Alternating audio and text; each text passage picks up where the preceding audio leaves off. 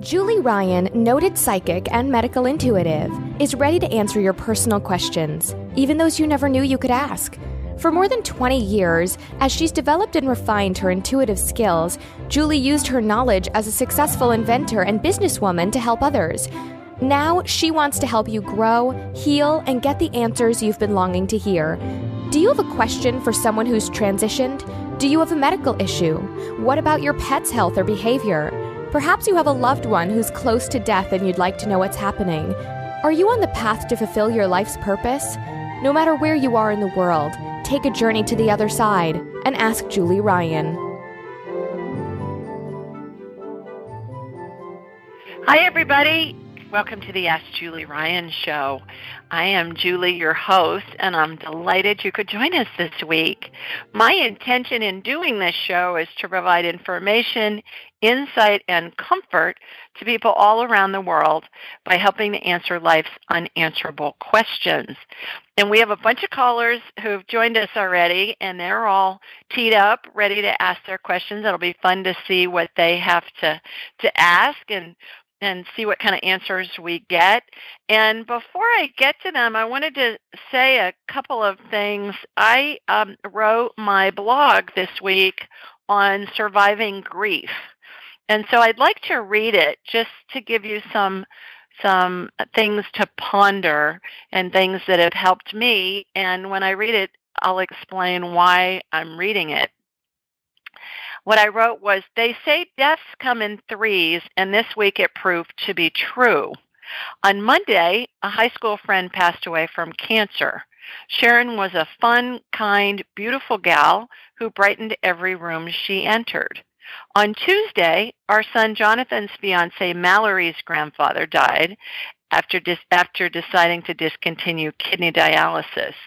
Clarence, known to his family as Opa, his wife's German, so they're Oma and Opa, which is grandma and granddad in German, was a decorated veteran, a former Army Ranger, and he was always the life of the party wherever he went. Everyone enjoyed hearing his jokes and stories and simply loved being around him. And then yesterday, on Wednesday, our neighbor Ed committed suicide. He was a successful attorney with a beautiful wife, family, home, and what seemed to be a charmed life. The shock of his untimely death has his friends and family reeling as they try to make sense of the whole situation. Eventually, we'll all face the loss of a loved one, and we'll know people who experience the same. So how do we survive the grief that inevitably affects each and every one of us? Here's some strategies that I employ that may help you when you find yourself in this place. First, remember, we all decide when, where, how, and who's with us when we go. Knowing this helps ease the guilt some of us feel when we're not there at the exact moment our loved one dies.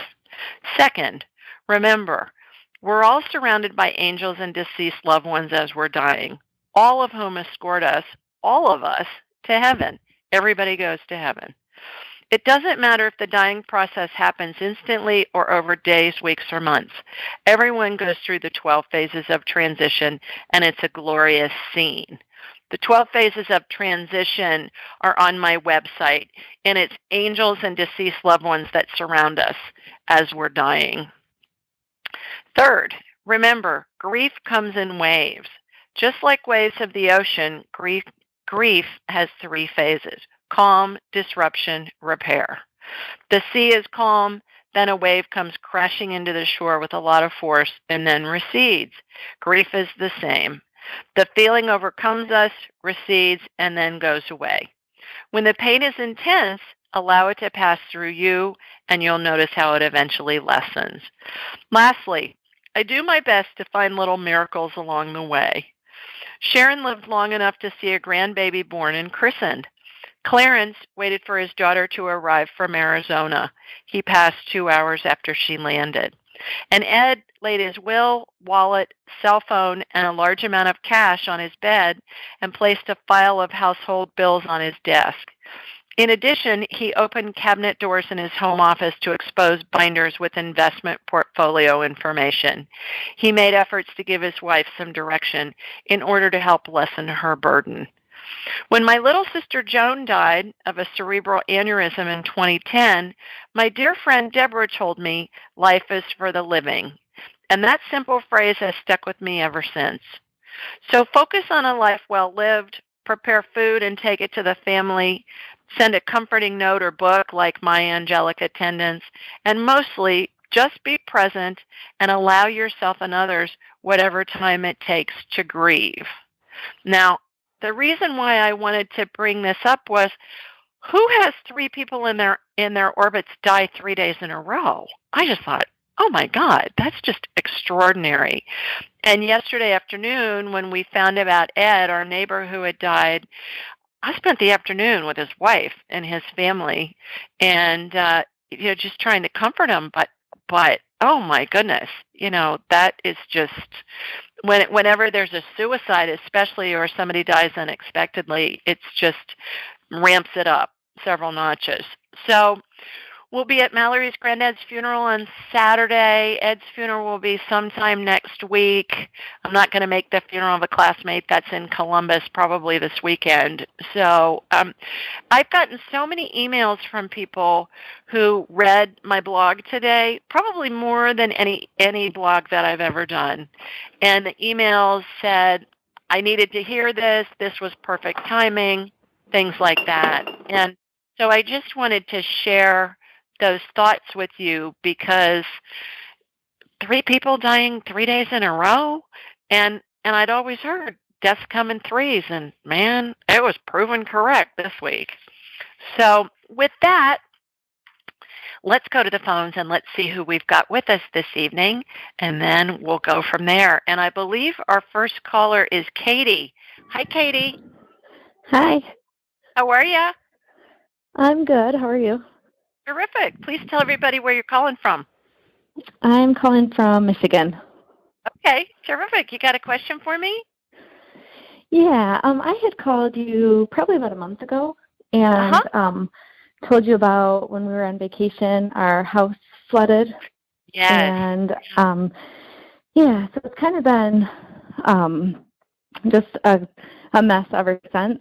But the remediation has just been completed, and we had our post testing done for the mold and air quality and all of that. And there was one spot in the house that came back a little bit elevated, and so we had the restoration company come back out and clean that up. But I was just wondering if you could scan my house and see if there's any other areas that we need to be concerned with. Yeah, and also maybe tell me about the air quality. You had a bad mold problem from the leaks, right? Well, we had a couple different people come in and test, and they pretty much got completely different results. So the second person that we used, he's come back twice now. He did the pre-test and post-test, and he said as far as the air quality and everything, it's fine.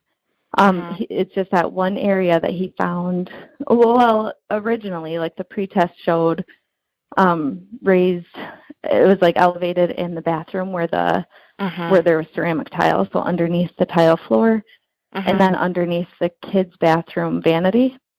But those were the only areas that he found to be elevated. And then just the post-test just showed the east side of the house, in one of the floor joists, I guess. So as I'm looking at your house, by the way, did you get that tile replaced? Because I'm seeing mold under tile in a bathroom. Yep, so that's ripped out and cleaned up. Perfect. Okay, so as I'm looking at the front of your house, what I'm doing, everybody that's listening, is I'm scanning Katie's house real quickly and where I see mold, Katie, and I don't know what's in this part of your house, but as I'm walking in the front door, what's in the back left? What's the room in the back left of the house on the main floor? My daughter's bedroom. Okay, I see mold in there. And I see mold in the drywall, on the back wall, and on the side wall of that room. That I don't know if it flooded in that room or not, but it came from the bottom up into the drywall. So get online, go to homebiotic.com, and get some of their spray, which is non-toxic. It doesn't have any scent or anything, and spray that on the drywall. And what it is it's a bacteria that will eat the mold. Okay? I don't think so They did take the drywall out on that on that part of the wall. So the drywall has been removed and the insulation has been removed. Okay, well, there's still mold on those two walls, on the back wall in that room and the side wall in that room, and it's coming from the bottom up. So I don't know. So that would be where that's where the mold is that they know about, is in between so underneath the floor, like in the basement, like on the wall right there. So if it's coming up, that makes sense. Okay. Yeah, so it's coming up. So get some of that probiotic stuff, and I would spray the daylights out of it and follow the directions because it's non-toxic, but it works really well. Okay. Is that the only area that you see?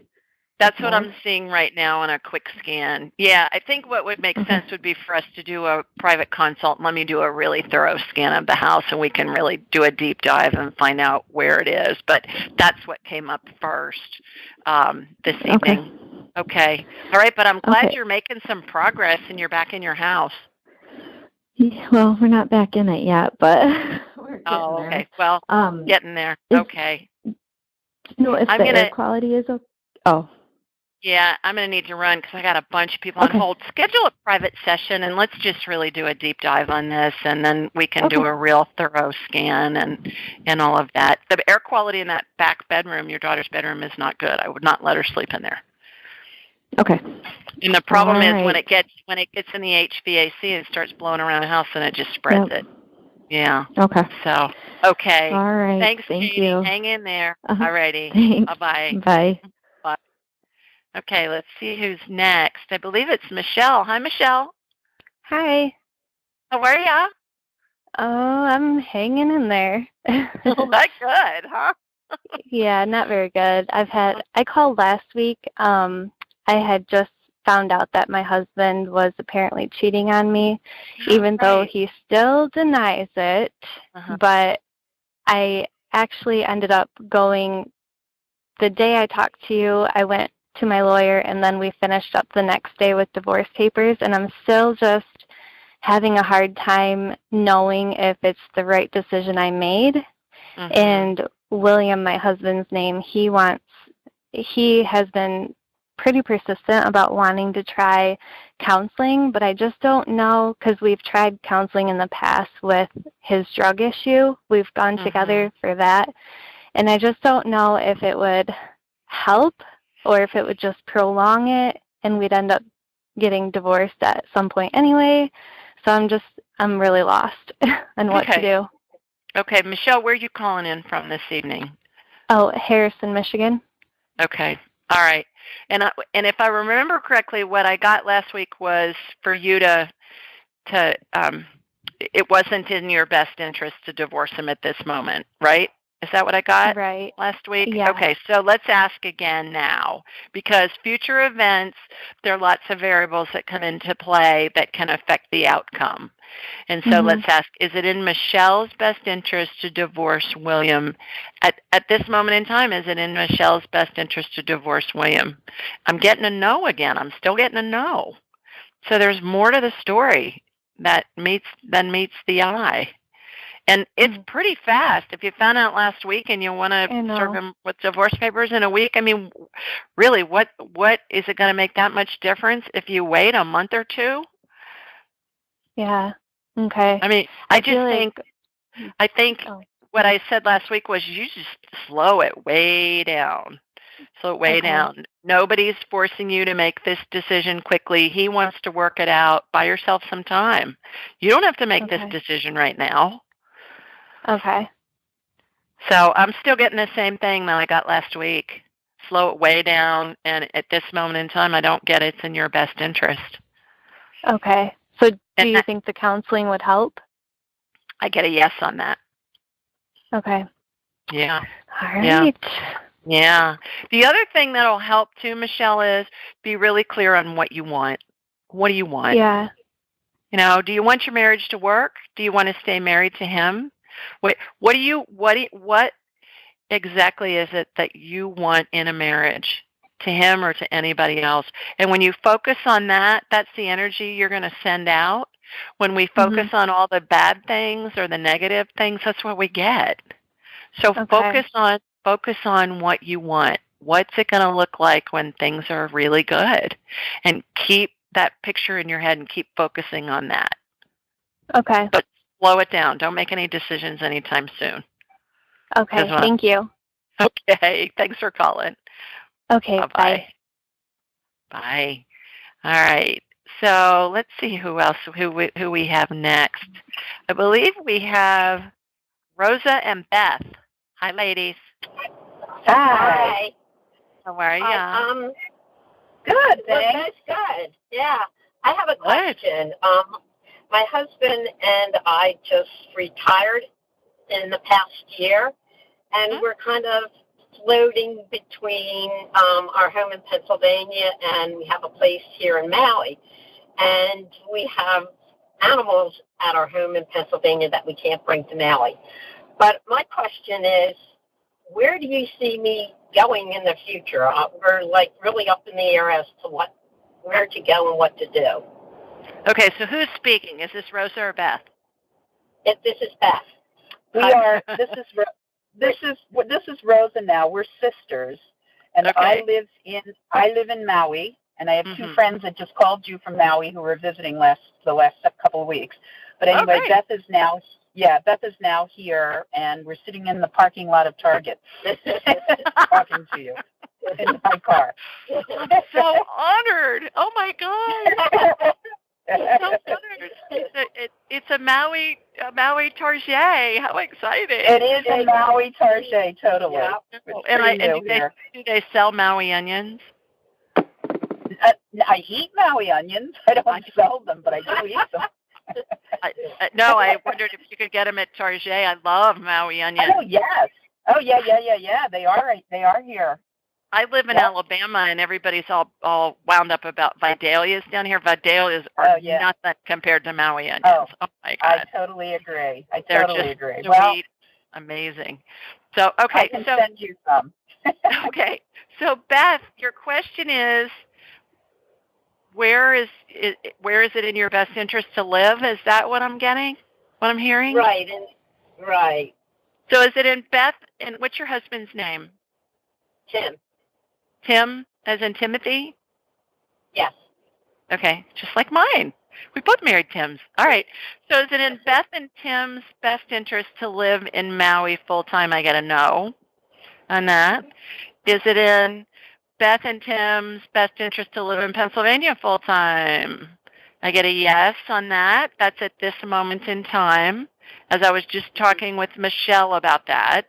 Now, there are about a bazillion variables that go into that answer right now that can affect the outcome. So that may be different next week or next month.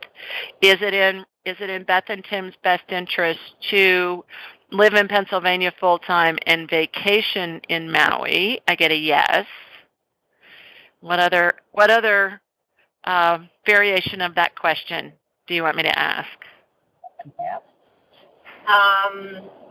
I see that for now, but I guess how about if we live half in Pennsylvania and half in Maui? Is it in Beth and Tim's best interest to live half in Pennsylvania and half in Maui? I get a yes. Okay. But I'm also getting for you to keep your residency in Pennsylvania because it's less expensive. Are the taxes less expensive there than in Hawaii? No, way more. Way more in Pennsylvania. Way more in Pennsylvania. Yeah. Well, there's some other reason for that. So let's ask specifically. I mean, that's me thinking.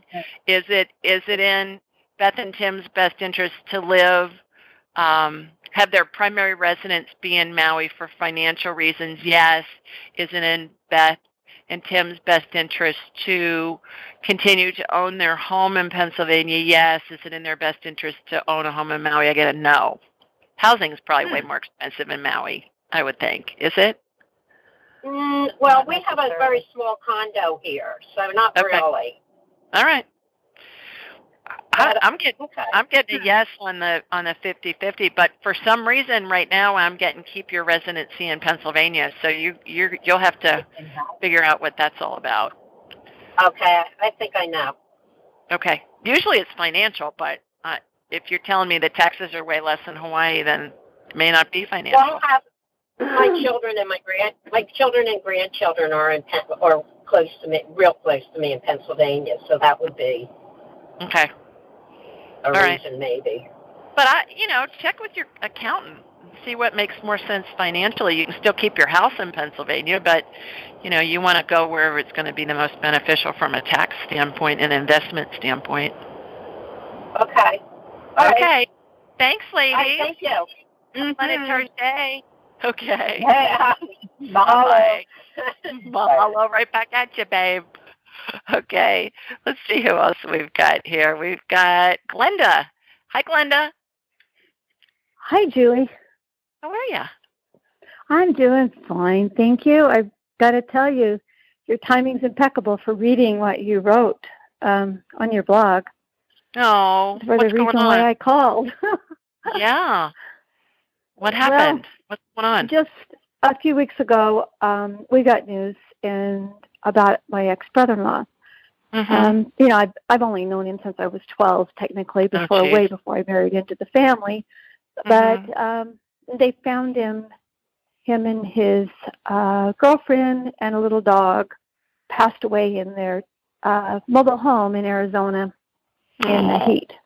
Oh. We don't know. The coroner we're just kind of like reeling over this because it's something that just doesn't, you would think wouldn't happen, right? Some calls just amazing. Anyway, the shock has been very hard. It's been excruciating for the kids, my niece and nephews. And there's so much cleanup of what's happened. And the unanswerable question is like, was he sick before? They're saying that he passed away a day or two before the girlfriend was found, before they were all found. And the power company turned the power off on their manufactured home that they were living in, or it's pretty much a mobile home. And the excruciating heat, they died of heat exhaustion. However, if the power hadn't been turned off, how did he pass away? And then we know that she must have, she was an alcoholic, probably drank, went to sleep, the power went off, and they just died. But we're just have this question that what happened to him before that? It's like, was he ill? Did he have anything to say? I mean, you know how you just have this unanswerable closure. And, I was 12 since I've known him, and very close to the family. Even though I've been divorced from my ex for forever, Dave was always very close to me. And so I just went through this all day yesterday with my neighbors. I understand. So tell me your brother-in-law's name. He's David King. David. And Glenda, please tell everybody where you're calling in from. I'm in Magna, Utah, just about 15 minutes outside of Salt Lake. Suburb. Right. Okay. So what I'm going to do is I'm going to connect to you, and from you, we'll get David on the line, and we'll talk to him. Let's see what he has to say. So I'm raising my vibrational level. Everybody that's listening, especially if you're a first-time listener, I raised my vibrational level to the level of spirit, because when our spirit's attached to a body, we vibrate more slowly, simply because the body has mass. And when I raise my vibration to the level of spirit, I'm able to connect with spirits anywhere in the world, alive, dead, whatever. So what I'm going to do is I'm going to close my eyes. I'm going to watch a laser beam come from my body here in Birmingham, Alabama. It's going to connect with Glenda in Utah, and I'm sure David will be standing right next to you, because they usually are, because they know we're talking about him. I feel him. So here we go. All right, got you. Yeah, he's standing right next to you. Okay, so he's saying it was a total accident. No foul play. Were you sick before you died? No. Was it pure heat exhaustion? Yes. Why did the coroner show that you died earlier than your girlfriend? She was drunk. Well, you just told us that. All right. Well, we just assumed, Yeah. Was she younger than him quite a bit and healthier, maybe? A little bit. A little bit. I didn't know her very well. Yeah. That's what he's saying, that she was in better shape than he was. He says everything's fine, everything's perfect. It all worked out perfectly. And what I was just saying, Glenda, when I was, talking about my week this week and remembering that everybody chooses when they go, where they go, how they go, who's with them when they go, all of that. I just have seen it over and over and over and over again. And my son's fiance, Mallory, her granddad has been dying for 2 weeks, and the man died 2 hours after his daughter arrived from Arizona. Yeah. So, and Compound Matters, Mallory's dad was on his way back to Birmingham. They live in Huntsville, which is a couple of hours north of us, and he was on his way back to Birmingham. And so the granddad waited until Tim, Mallory's dad, was an hour from Birmingham, and his daughter had arrived. So Tim delivered her to the house. He started home, and he waited until Tim was gone and the daughter was there. So every funeral director will tell you a million stories like that. Everybody's in control. So did he leave a will? Did he have a will at all? He's saying no, he did not. I didn't think so. We couldn't find one. What does he think about what his kids have done with his belongings? They're just in the trailer had to be condemned. He doesn't care. That's a human thing. Spirits don't care about that stuff. So he pretty much don't really, whatever they do is fine with him. He could care less. Spirits are just pure love and light. All that stuff's material. It's all a human thing. That they just, when people say to me, did my deceased whoever like the service? Yeah. Again, they don't care. They were just, life for the living. They're fighting and grumbling, and they're also upset and traumatized that it's got such division between the poor kids. And I understand that. So I just could never get it. Dave was always in my head, but I couldn't ever realize that he could care less about whatever was going on. Anything he wants me to tell his children? Calm down. Yeah. So just tell them to calm down. More like get over it. Calm down. Everything's fine. He's saying teach you to teach them how to talk to him. I think you probably know this already. You say something to David in your head, and the first thing that pops in your head within a second is going to be his response. If you think about it for more than a couple of seconds, Glenda, that's going to be your brain answering you. So he's saying, please teach his kids that, and they can talk with him, and it'll make him feel better. But he just keeps he just keeps saying everybody just needs to calm way down. So, that's him. Yeah. Thank you. Thank you. I'm sorry for your loss. It does. Thank you, Colin. Okay. Take care. Our hearts are breaking, but thank you for all of that. Timing was amazing. I just knew I had to call you. That was perfect. Thank you. I'm delighted you did. Take care. Bye-bye. Yeah. Okay, let's see who else we got. Miss Patty. Hi, Patty. Hello, how are you? Good. How are you, girl? I'm fine. How are you? How's everything? Everything's fab. Please tell everybody where you're calling in from. Queens, New York.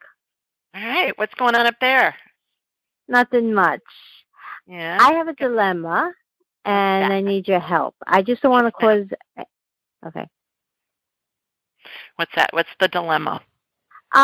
Okay. I have food allergies. I'm allergic to chicken and fish. Mm-hmm. And every time I go to a restaurant, I always order, always the same thing, either what they call steak Diane or some steak. Sometime, because I have liver problems now, so I can't have any pork unless it's pork tenderloin. Okay. And I can't have no Italian cold cuts like prosciutto, mortadella. So at this time, I'm talking about at this time. So my cousin's daughter is getting married, and they're going to have the bridal shower this Saturday. So when I found out the name of the restaurant, I went online to look at the menu, and they had a lot of chicken and fish, and they had very few dishes, as long as they have veal parmesan, and I thought I might be ordering that. So when I spoke to the bride-to-be yesterday, they told me that there's going to have appetizers, no salad, a pasta dish, which I can't have pasta at this time because I'm trying not to have a lot of carbs, and basic one dish is chicken, one trio, and eggplant sorrentino. Eggplant sorrentino has prosciutto in there, so I can't have it. And when I looked online about the antipasto, they're going to have hot and cold.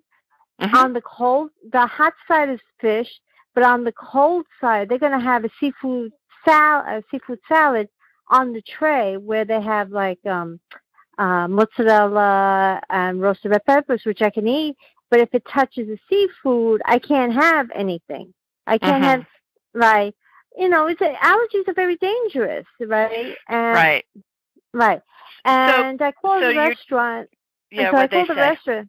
They say they can make me something else. Perfect. Right. But I don't want to cause an embarrassing situation because I'm going to order something else when the bride already said that this is what's going to be on, part of the shower. Well, the way I see it, Patty, you got two choices. One is to, if you want to eat, have the restaurant fix you something special. And if anybody asks, say, I have food allergies and it's just, I get really sick. Nobody's going to care about that. Everybody knows about allergies to peanuts and shellfish, and nobody's going to care. The other choice, as I see it, is eat something before you go and just don't eat when you're there. I know, and then I'm going to look bad because I'm the one that likes to eat all the time. And I can't. And if it's not, I'm planning to order. They say I love eggplant parmesan, so it's like I was trying to ask, can you just take the prosciutto out and just have the eggplants only with cheese on top? I love eggplant parmesan. All right, and I bet they will. I bet they will. I bet they'll do that for you. So you know what, Patty? Make it easy. Prearrange that with the restaurant. Get there a little early. Talk to whoever, the manager or the maitre d' or whomever. Yeah, he told me. I called up the restaurant this morning, and they said, "Don't worry about it. Just see me, and we'll." Right. The point is that if you're with a bride and you're doing a shower, how do you feel about somebody else ordering something that you didn't? That you already set what you want at your shower. I think if somebody's got a food allergy, it's a non-discussion. It's a moot point. It's like if somebody's in a wheelchair, they need a ramp to get into the restaurant. It's the same kind of a thing. I think you're making way too much. You're putting way too much worry on this. This is not a big deal. Don't make it into a big deal. Get there, talk to the maitre d'. They've already told you they'll handle it. Go have a fabulous time, and don't even think another thought. Don't think another thought about it. I just want to let you know, my cousin owns a restaurant. All right, and on the menu it does say, please tell the waiter if you have any allergies. There you go. Perfect. So don't make this into a dilemma. There's no dilemma here. You got it solved already, girl. I know. You did good. I'm Italian. Come on. It's like, you ever see the Italians, how we act towards each other? It's like, everybody makes a big deal, okay? We're so active. So set a new precedent. Don't even get the bride involved. Just talk with the restaurant. They'll take care of you. It's no big deal. Have a ball. Okay. All right, I will. Thanks for calling. Bye-bye. Great to talk to you. Bye-bye. Okay. Let's see who else we've got here. I have Shulman, Lowell Shulman. Hi, who's it? Hi, this is Amy Shulman. Yes. Hi, Amy. How are you? I'm good. How are you? I'm terrific, thanks. Where are you calling in from? I am in Sheffield, Massachusetts. Okay, terrific. Yes, so I am thrilled. I didn't know I would get through, so thank you so much for taking my call. You're welcome. Got a question? Well, I have many things, but I'm going to ask you this evening about my father. Okay. My dad is been in, I would say close to hospice, and he's been going downhill for probably a year and a half to 2 years. Oh. Yeah, it's been a rough time. And he's in a situation now where, he has to have 24-hour care. And even today, he had a very interesting discussion with my with my brother, who is visiting him, all the time. So I found your 12 stages, and I am I am a bit of intuitive. And I would love some coaching as far as that goes, but I'm interested in knowing where he is in the process. Okay. All right.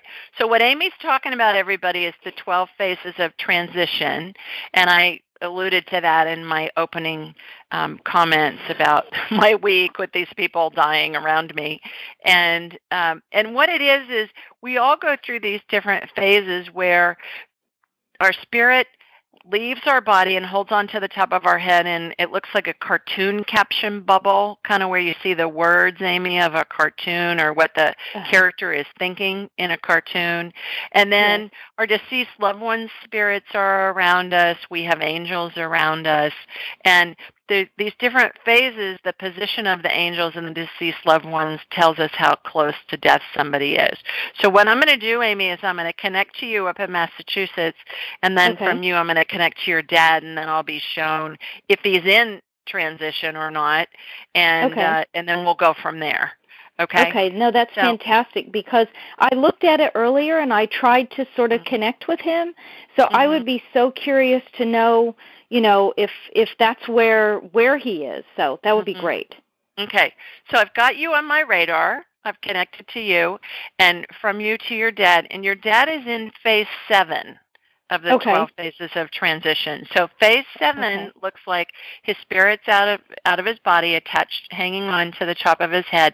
And by the way, Amy, when people talk about near-death experiences and they talk about going through the tunnel, that's what they're talking about. And when the spirit exits the body through the top of the head, it's called the crown chakra.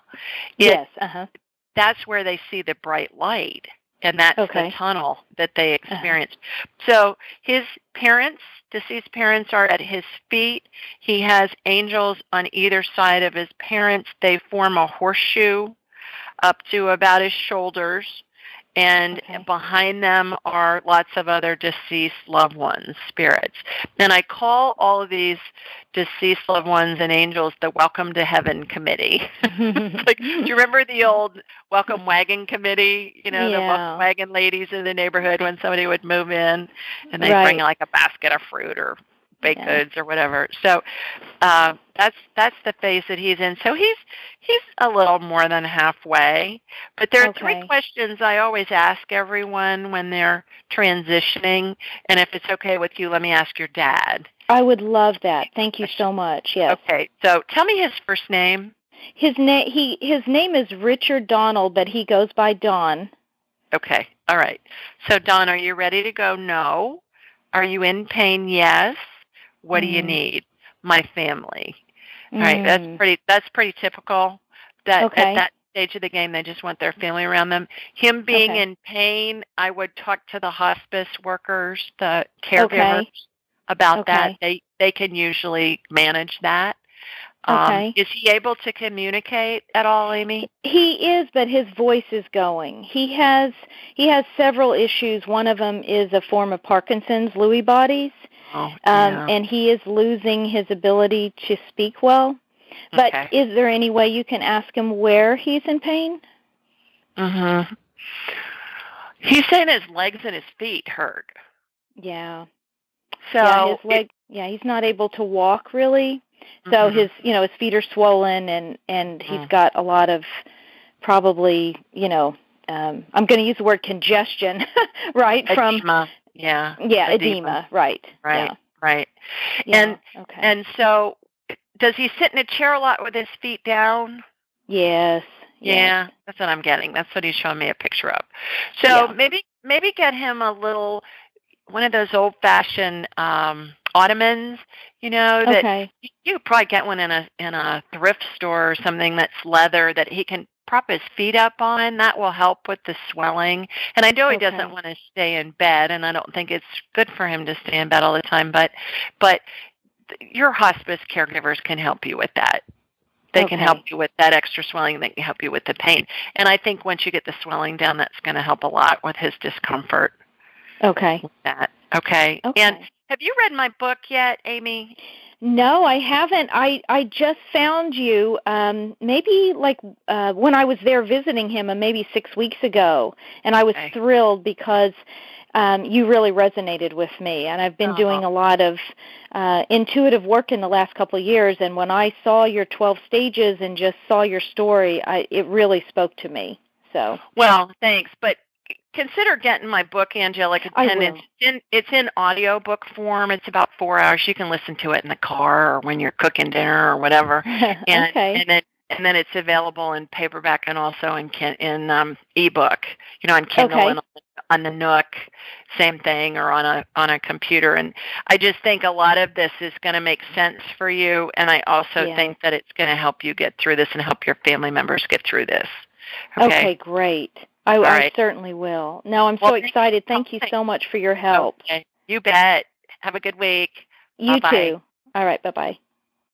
Okay, let's see. We do this show every Thursday night, and the call-in number is 712-770-4160. The access code is 533-677# or hashtag. And we recorded at 8 Eastern, 7 Central, and 5 Pacific.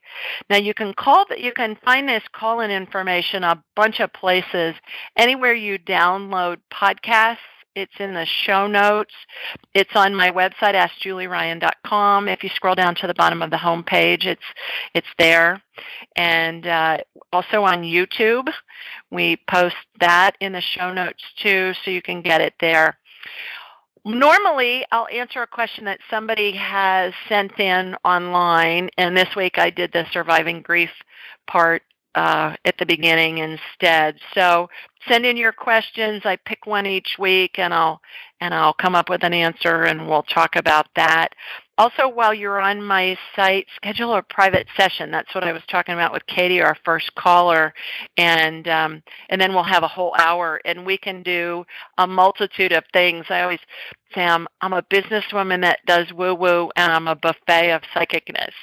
So as you're hearing on the show, we can do a medical scan. We can scan your pets. We can talk to deceased loved ones. We can see how close to death someone is, like Amy's dad. We can scan houses. I mean, past life stuff.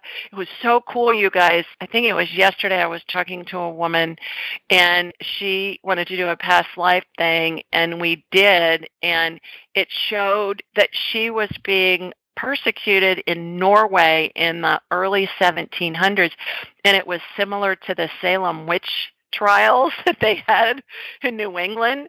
And I was like, okay, whatever. And so she Googled it and she emailed me today, and she said, oh my God, there's all this information about that in Norway, and these trials of these healers, and they were being accused of being sorcerers and all that kind of jazz. And so it's so fun when we do past life stuff, because all this wild stuff comes up, and we get dates and times and places and scenes, and then we can Google it, and we'll get validation on the stuff that we get, like what this gal did. So when we're doing a private session, we can do any one of those things, a bunch of them, whatever time allows. So consider scheduling that as well. Okay, let's go back to the phones here. I believe our next caller is LaShonda. Hi, LaShonda.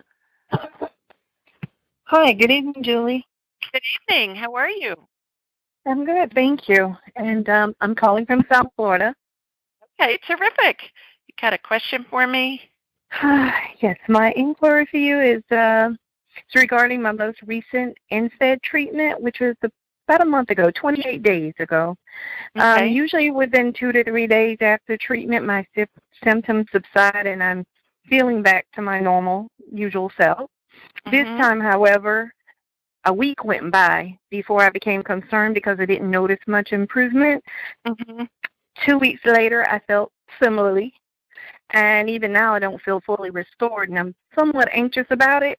It's the first time that I'm experiencing what you would call maybe an intermittent non-reversal of symptoms. That's the best way I can describe it. So I'd be very appreciative to know what's going on, if my symptoms are related to me not responding to treatment for the first time, or if the symptoms are stemming from some other underlying or condition that I'm unaware of. I need to investigate or follow up on. I'm not really sure. Okay. And what are your symptoms, LaShonda? Take NSAID because I have I'm anemic and I'm genetically predisposed to it. Actually, I have a trait for that. And when I'm chronically low, lack of oxygen, to the cells and tissues and organs, is not good. But some of the symptoms when I'm kind of depleted there is, I would say, shortness of breath, tachycardia, racing heart. Sometimes you feel like your heart skipped a beat, dizziness, fatigue, you just feel fatigued from the simplest things, like even getting in the bed and turning over, and you turn your head, when you lay down on the pillow and you feel like you're in a free fall sometimes from the dizziness or what have you, or just walking at a moderate rate of speed, you feel winded, that kind of thing. Okay. I've got you on my radar while you've been talking, and what I did was I just put a higher dose into you and everything leveled out. I think you're developing some, I don't know that the word's resistance, but you're developing kind of like when medicine needs to be increased because it's not enough anymore. The word is escaping me of what's going on. So have you talked to your doctor about it? This is the first time that it's happened, and he usually sees me about every 3 months, and previously I used to do it every other month, and then I had surgery because I had another issue. I had fibroids that exacerbated the condition, excess blood loss, so I had those removed, and then everything leveled off again. So, I think it makes sense for you to call your doctor, LaShonda, and I think you just need a higher dose for whatever reason. I would not wait 3 months. I think you need to get on the phone with your doctor and just let them know what your symptoms are and that you're not feeling right, and see what they say on that. Okay. Will do. Okay. Thanks for calling. Thank you. You bet. Take care. Bye-bye. You too. Bye. All righty. Let's see who else we got here. Hang on. All right. I just did something that has messed up my dashboard. Let me see if I can figure out how to get this back. There we go. Okay. Sorry about that. That scared me when I did it because I don't know what I did. All my names went away. Natalicia, hi there. I've got you next. Hello. Are you there? There you are. Hello? Hi. Hi. How are you? Can you hear me? Yes. Great. Did you have a question for me? I did. This is Sunny. Hi, Sunny. Hi. I haven't been able to listen to your show for a little bit. But anyway, you had told me several months ago that I had excessive candida, and I've been on a really strong, or I shouldn't say strong, but a really good diet for the last 3 months, a Candida type diet. And I was just wondering if you could possibly check me out and see if I'm in a much better place with the Candida. Sure. Sonny, please tell everybody where you're calling in from. I have just moved to Santa Barbara, California, so I'm in... Oh, poor baby. I know. It's so beautiful here. Gosh, I know it is. I just think of bougainvillea everywhere, that gorgeous, hot pink bougainvillea or yellow sometimes or purple sometimes. And it's just, you guys, it's just this little flower and it grows all over the walls and stuff. It's got some nasty thorns on it though, so don't get close to it. But it's pretty to see from afar, doesn't it? It's got some big old thorns on that stuff. Gorgeous. Yeah. Yeah. Okay. So connecting to you. Here comes my laser beam from Sweet Home, Alabama, heading out to you in Santa Barbara. Got you. Shooting. Yeah, it's better. It's better. You still got a bunch of it though, girl. So yeah, keep on the. Be careful what you're eating. Are you taking nystatin, Sonny? I was for a while, and then I'm not now because I'm on another medication. That the doctors put me on, and he told me I have to be on it for 2 months, and I have like 10 more days. Okay. So I'm not on it. I would go back on the nystatin when you can. Okay. And the medicine that they put you on for yeast, I don't think is probably as effective as nystatin. Well, it isn't for the Candida. It's Harvoni. I was diagnosed with hepatitis C, of all things, after years. Okay. And apparently from blood transfusions, because I'm in that age group. Yeah. Sonny, if you can, schedule a private session. Let's work on that Hep C. I can help you get it out of your system. I do that a lot. And also, we need to do another big yeast, evacuation. So, I have been so good with my diet. I was just hoping and praying it was gone. No, it's not gone, but it's better. But let's do another sweep and get that stuff out of there. All right. Okay. Thanks for calling in. Congratulations on your new home. Enjoy it. Yes, thank you very much. You're welcome. Bye-bye. All right, let's see. Now I think I've got Natalicia. Hi, are you there? Yes, hi. There you are. Okay, good. How are you? Good, thank you. Terrific. Yeah. Please tell everybody where you're calling in from. I'm calling from Hilton Head, South Carolina, Hilton Head Island. Okay. Terrific. You got a quick question for me? Yeah. I was I lost my mom about a few months ago, and I just and so I just would like to know. And I never got to see her. And same thing for my dad when he passed. So I tried to kind of know if they're okay. Oh, honey, they're in heaven. It doesn't get any better than where they are. Everybody goes to heaven. But tell me your mom's name. Judy. Judy. Did she go by Judy or Judita? Judita. Judita. All right, so here we go. I'm connected to you in Hilton Head. All right, got you. She's standing to your right. Judita, I've got your daughter. Do you have a question for her? Yeah, I just want to know if she's okay. She's fabulous. She's saying she's with you all the time. She said that there's no reason to be sad because she's with you more now than she was before, because she's in spirit form, so she can go with you wherever you are. She's saying for you to talk with her. Did you hear me talking earlier and saying, I think it was with Amy, that you asked something? No, I think it was actually on the family that died in Arizona, and I think that was Glenda. But when you want to talk to your mom or your dad, you just say something to them in your head or aloud, and it's going to be the first thing that pops into your head is going to be them answering you, because spirits communicate telepathically. I think so many of us think we're going to hear something, and sometimes we do, but most of the time it comes in as a thought.